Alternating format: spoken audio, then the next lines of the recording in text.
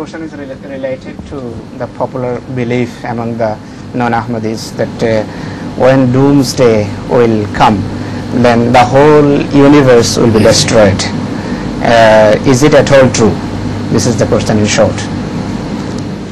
The whole universe will not be destroyed. Earth will be destroyed. And maybe only the population on earth will be destroyed, not the earth itself.